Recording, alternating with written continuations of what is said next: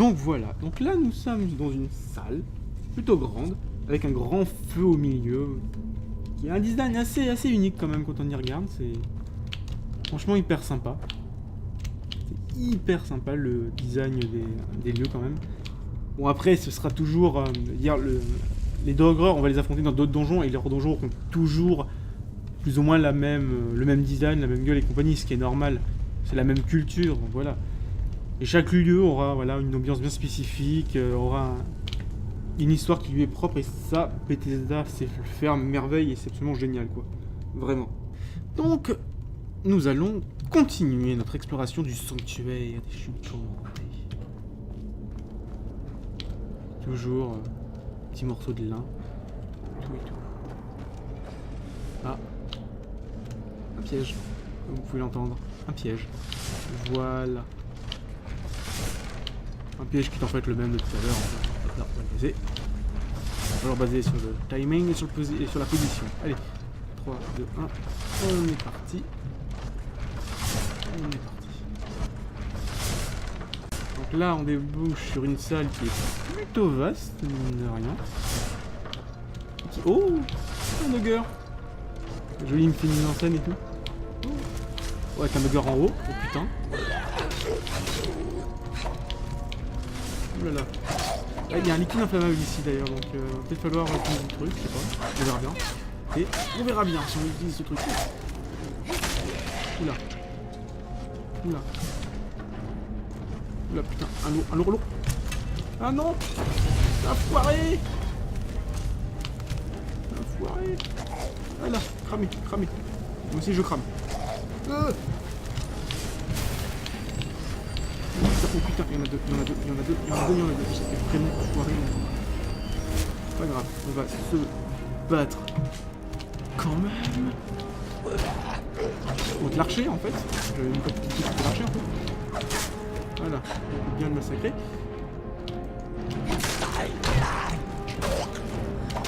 Voilà. Ah, j'ai mal géré. Ça peut être un truc un peu plus bon. Bon, je suis quand même débarrassé malgré tout. Je m'en suis quand même débarrassé malgré le fait que là qu'il y avait un liquide inflammable, que j'aurais pu les brûler, quoi. Voilà. Que j'aurais pu les brûler ou que j'aurais pu les couper en deux en fait. C'est-à-dire que j'avais un archer et un mec à l'arme lourde. L'arme lourde aurait pu traverser, j'aurais pu mettre le feu pour empêcher l'archer de venir parce qu'apparemment... il avait décidé de venir. Donc, une potion de résistance à la glace. Oh, voilà qui est intéressant. Et c'est tout ce qu'on peut récupérer ici. Faut aussi s'asseoir si j'avais envie. Heureusement, dans ce jeu, il y a des interactions qui sont quand même bizarres. S'asseoir sert à rien. C'est comme les objets, on peut tout prendre dans ce jeu.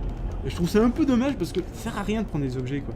Par exemple les outils d'embaumement de tout à l'heure, j'aurais pu les prendre, ces outils d'embaumement. Mais non. Je les prends pas parce que ça ne sert à rien du tout. Mais vraiment. Et je trouve ça très critiquable le fait qu'ils te font tout un système absolument génial. Tiens, j'aurais pu aussi... Parce que l'archer de tout à l'heure en fait il était là donc j'aurais pu le brûler aussi, tiens, je suis en train de penser. J'ai raté plein d'opportunités là. Il me faut. Pas grave, tant pis. Il y avait du potentiel, mais j'ai raté. Bref.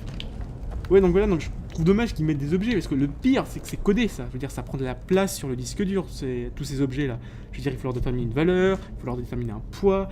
Ils ont même fait Ils font même un moteur physique, parce qu'on peut les manipuler comme ça à distance. Mais putain, tout ceci prend de la place, mais ça sert à rien.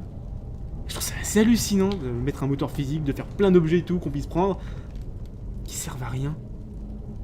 C'est hallucinant pour moi. Pour moi, c'est une incompréhension totale. Liberté, ouais, voilà. C'est tout ce que j'ai à dire. Donc on va continuer.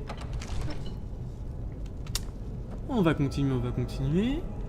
Et là, oh. Mais ceci ne serait-il pas lié à la griffe? Hein? Oh, c'est activé.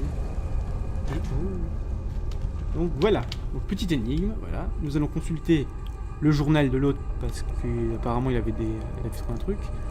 Journal d'Arvel. Mes doigts tremblent, la griffe d'or est enfin entre mes mains. Et avec elle le pouvoir des grands héros nordiques.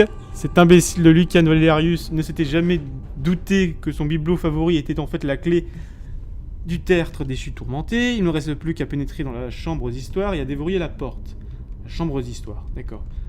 La légende dit que les Nordiques ont conçu un piège censé repousser ceux qui ne sont pas dignes, mais aussi celui qui a la griffe d'or tient la solution dans la paume de sa main.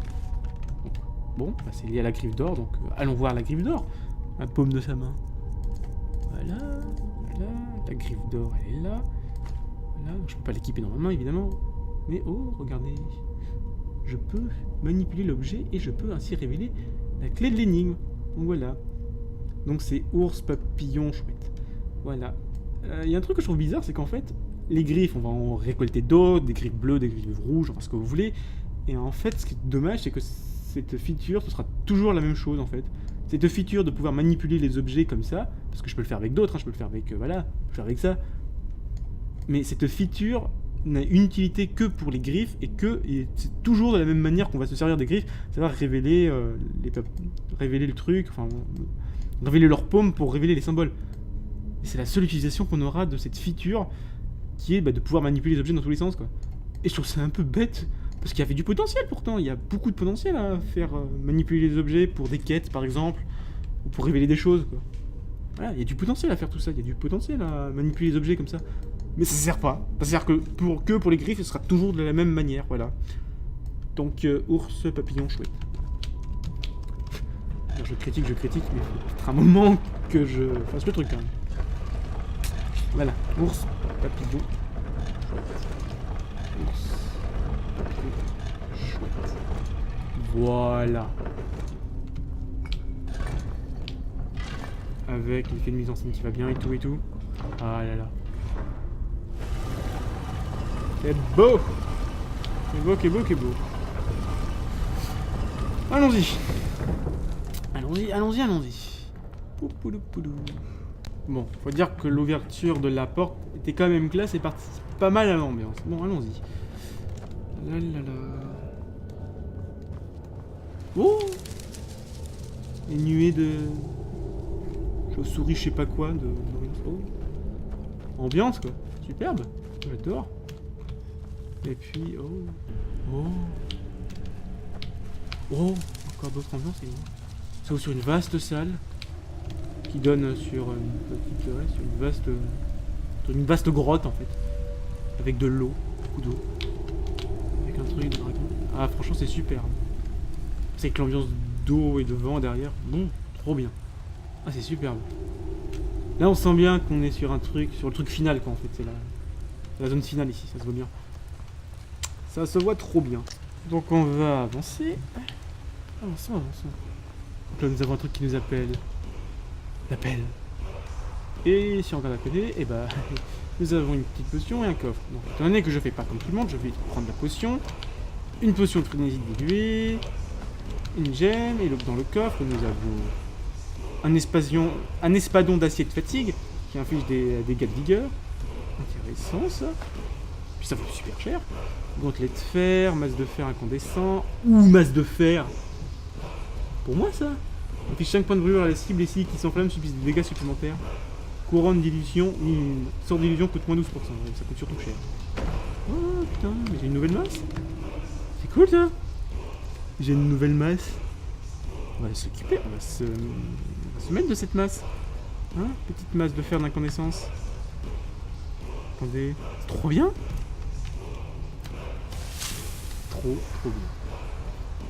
Bon, je vais aussi en profiter pour vous mettre en évidence un autre problème. C'est que là, nous avons une potion. Cette potion de frénésie. Les créatures et les personnages de niveau 5 et inférieur, en fait de mon niveau et inférieur, attaquent tout le monde aux alentours pendant 10 secondes. Comment je peux savoir les créatures et les personnages de niveau 5 ? Le système de combat, comme vous l'avez vu, je sais pas si vous avez remarqué, on a très peu d'informations en fait. Les seules informations que nous avons, elles sont affichées en tout petit ici au coin inférieur gauche. Et c'est tout. On n'a aucune information. On a leur barre de santé. C'est tout. On n'a pas leur barre de magie. On ne peut pas savoir s'ils sont vulnérables à quoi que ce soit. Voilà. Et on ne peut pas savoir leur niveau surtout. Et ça, c'est un énorme problème en fait. Un problème qui est plus global à Skyrim, j'en parlerai à un autre moment, et qui est lié au level scaling. C'est qu'on ne peut pas savoir les niveaux des ennemis en jeu.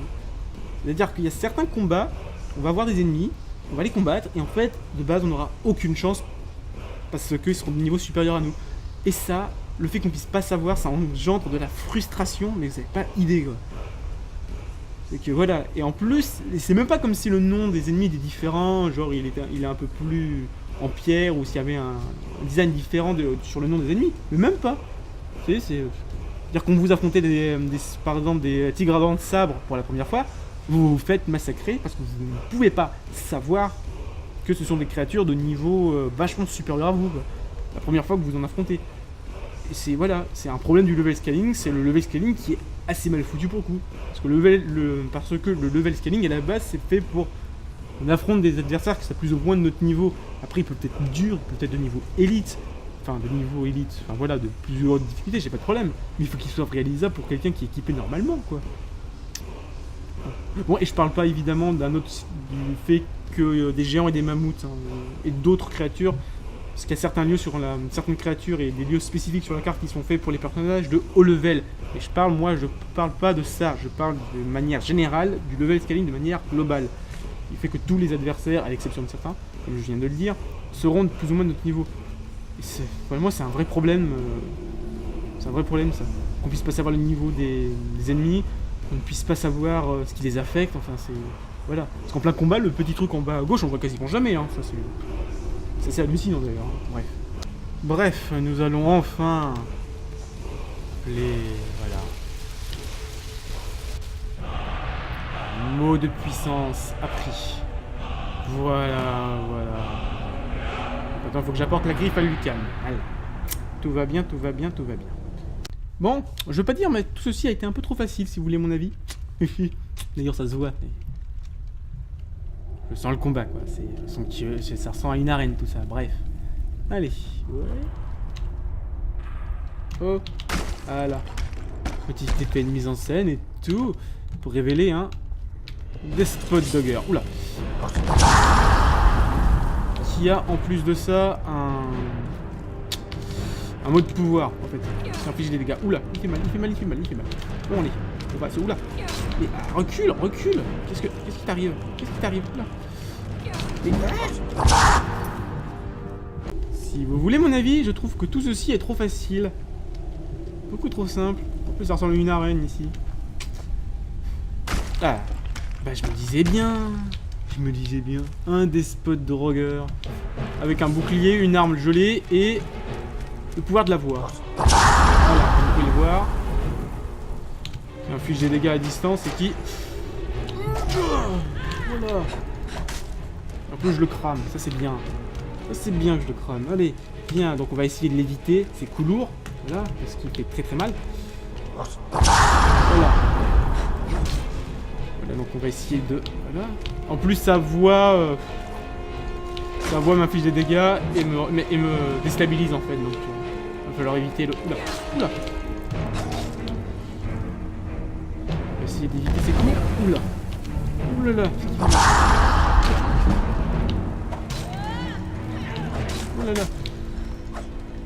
Et il a une épée... et il a une épée glacée en fait. Je le vois avec les petits effets. Une épée glacée qui inflige des dégâts de froid. Voilà. Ça c'est des dégâts. Alors notez que comme mon arme est enchantée, vous regarderez en bas à droite au-dessus de la barre de vie, il y a une petite barre grise et en fait c'est la barre d'enchantement qui est liée à mon arme parce qu'elle est enchantée en fait. Elle inflige des dégâts de feu donc elle est enchantée, logique. Donc bœuf cuit restaure 10 points de santé. Est-ce que... ouais, ça restaure pas grand chose quand même. Hein. Vaut pas... potion de résistance à la glace, potion de soin léger, et je vais prendre une potion...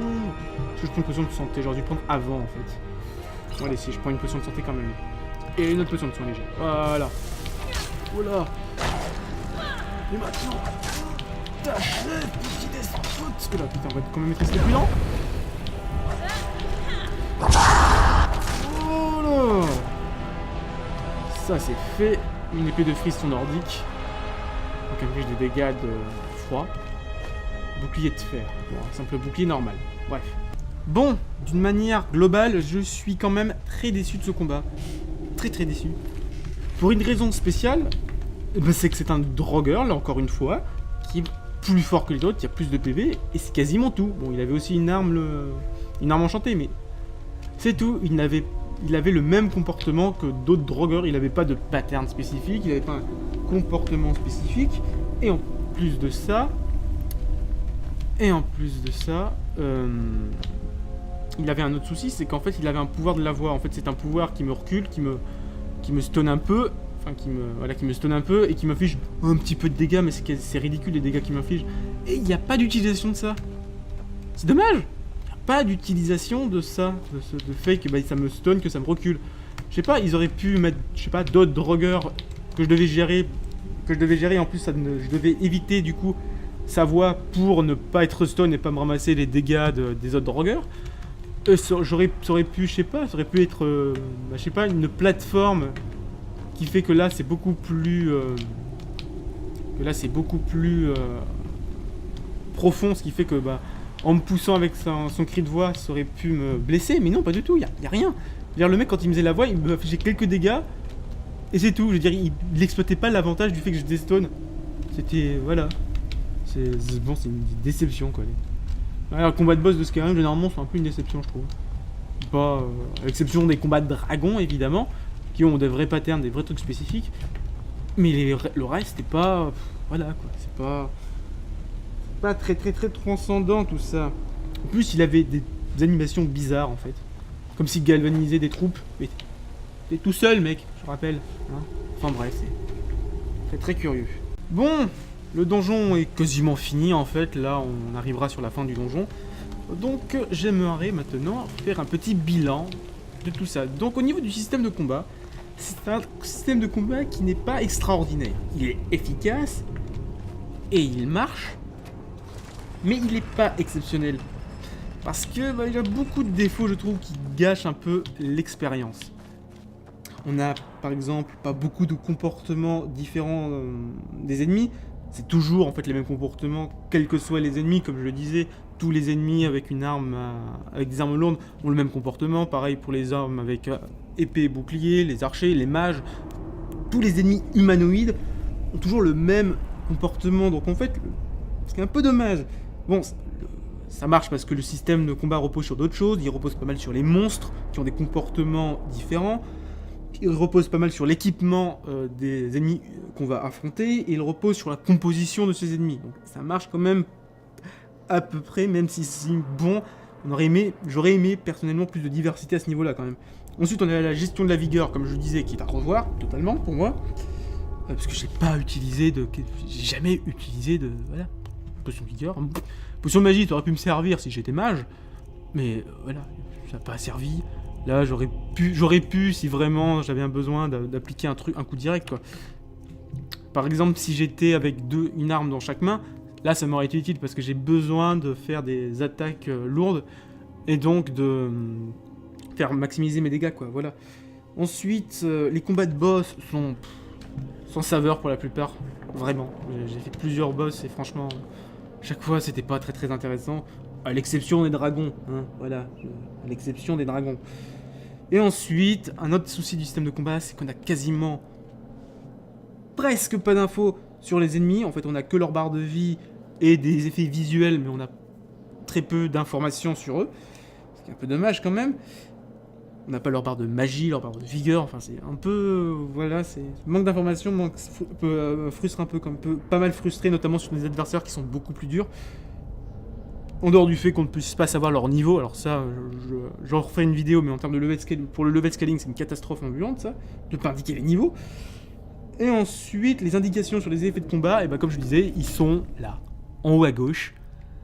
Et c'est un petit texte, là, voilà, c'est n'importe quoi, c'est très très peu visible. C'est en plein combat, franchement, j'ai fait jamais gaffe, moi. Enfin, j'ai fait jamais gaffe, personne n'y fait gaffe. Et voilà. Oh, d'accord. Donc voilà, le système de combat, il est... il vaut paralysant en général. Oh, c'est bien ça, il y a un anneau. Le système, il vaut ce qu'il vaut, il est efficace, mais voilà, c'est pas un truc qui est extraordinaire, quoi, voilà. Il est loin d'être extraordinaire. Il marche, mais il est pas extraordinaire, voilà. Ensuite, on va faire un bilan tout simple sur le donjon qu'on vient d'effectuer, qui est donc les tertres des chutes tourmentées. Donc déjà, et c'est un truc qui est global à Bethesda en général, enfin à tous les lieux donjons de Skyrim, l'ambiance et la cohérence sont top. C'est un truc de dingue. On a toujours l'impression d'exploration. Chaque lieu est unique et elles ont toute une histoire. On est vraiment impliqué dans ces donjons, quoi, vraiment. En termes d'ambiance, c'est pure réussite, quoi. Le joueur il est complètement impliqué, il est dans l'ambiance et tout. Enfin, et ça pour chaque donjon, quoi. Un truc, mais de dingue, quoi. Bon, ensuite la structure du donjon, bon, c'est comme tous les donjons de Skyrim, il est en couloir, il est linéaire, mais il est composé de 4 parties. Moi j'ai identifié 4 parties. On a l'entrée avec les bandits et l'araignée, qui est assez intéressant dans les combats et qui pose bien l'ambiance qu'on aura tout au long de son donjon. Avec donc la découverte progressive des outils, donc les fameux outils d'abonnement, la découverte progressive de la fonction de ce lieu, qui est en fait un tombeau, en fait. C'est un lieu où on enterre des morts. Donc ensuite, on a la partie du tombeau avec les drogres, qui malgré le fait que le premier combat soit vraiment dur, enfin le premier contact, je trouve ça un peu n'importe quoi. Hein. Moi, je le dis honnêtement, je trouve ça que c'est un peu n'importe quoi ce premier combat quand même, une difficulté, mais wow, calmez-vous. Mais bon, malgré tout, les combats sont très intéressants en fait. Chaque combat était intéressant, chaque combat était unique, la composition n'était pas la même, les lieux n'étaient pas la même, soit c'était des endroits éloignés, soit des endroits étriqués. On avait une utilisation de l'environnement qui était assez bien vue, que ce soit les pièges ou le feu. Donc voilà, cette partie vraiment très très bonne. Ensuite, on a eu la transition avec la petite rivière et tout, qui est cool niveau ambiance, en fait, qui opère un changement de décor, donc ça casse la monotonie du truc qui s'était jamais installé en fait. Parce que même dans le sanctuaire, on avait une évolution en fait du niveau. C'est assez intéressant en fait à étudier, mine de rien. Enfin, regardez, mine de rien. Mais bon, voilà, ce niveau de transition est pas intéressant au niveau des combats. Voilà, j'en ai eu 2 combats, mais voilà, c'est des combats, mais voilà quoi, avec très peu de récompenses en plus de trésors. Enfin, c'est pas. Voilà quoi, le seul truc qui était intéressant, c'était le dogger forcené qui gardait la porte du sanctuaire. Voilà, c'était le seul combat vraiment intéressant. Tout le reste, non. Vraiment non. Ensuite, on a eu le sanctuaire pour en parler, avec l'énigme de la griffe, donc l'utilisation de cette feature de regarder l'objet, voilà, qui était assez intéressant. Et ce sanctuaire, malgré tout, en fait, il est très court, en fait. Et pour moi, donc, il est moyen, vraiment. C'est-à-dire qu'on avait le combat des doggers qui était très bien, que je trouvais très bien foutu. Bon, je ne l'ai pas tellement utilisé. Mais voilà, il était quand même intéressant parce qu'il y avait des trucs de feu. Et on pouvait gérer le combat. Enfin, c'était assez intéressant. On pouvait le foirer comme je l'ai fait. Et même si je l'ai foiré, il était quand même intéressant. Et ça, c'est fort, quand même. C'est fort. Parce que j'aurais pu faire d'autres choses. J'aurais pu gérer le combat autrement et ça, c'était intéressant. Mais malgré tout, ce combat qui était très intéressant, franchement, faut le dire, hein, des doggers, il est contrebalancé par le boss. Voilà, tout simplement. Combat de boss, voilà, qui était pas... Ouais, je l'ai déjà dit, mais... Voilà. Bon, et enfin, pour terminer cette vidéo, j'aimerais... Calme-toi. J'aimerais parler d'une autre chose. Je suis content que tu aies joué à PDI 2, toi. J'aimerais parler d'une autre chose qui sont, en fait, comme je le disais, et j'aimerais vraiment mettre en avant, ce problème qu'a Skyrim, c'est les pièges et les énigmes qui ne sont pas diversifiés, vu qu'il n'y a pas réel gradient de difficulté dans les donjons, parce qu'on peut faire les donjons dans l'ordre qu'on veut, donc même si on est niveau 1, il faut qu'on aille dans tous les donjons, voilà. C'est le principe de Skyrim, et du level scaling, en fait. Et ben, malheureusement, les pièges et les énigmes sont très peu diversifiés. Voilà. Et se résolvent tous de la même manière, ils sont tous plus ou moins du même niveau. Mais ça, je sais pas, je trouve ça je trouve ça dommage parce que bon, c'est vrai que du coup, ça donne pas de... Disons que l'intérêt de ces énigmes se retrouve complètement amoindri.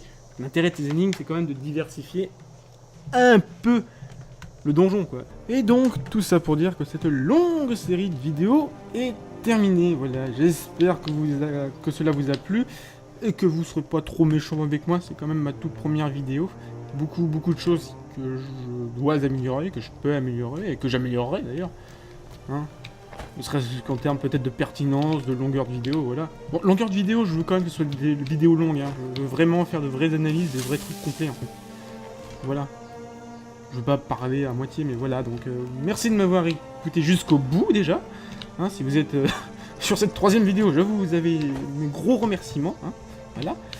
Parce que vous avez quand même accompli un exploit, hein, de me supporter jusque-là, et voilà, donc je vous dirai à très bientôt pour une prochaine vidéo, une prochaine analyse, peut-être un avis, j'en sais rien, voilà. Une prochaine vidéo, quoi qu'il arrive. Voilà, voilà. Voilà, voilà. Et on va se quitter. On va se quitter, voilà. Là-dessus, voilà. Bon, allez, à plus tout le monde.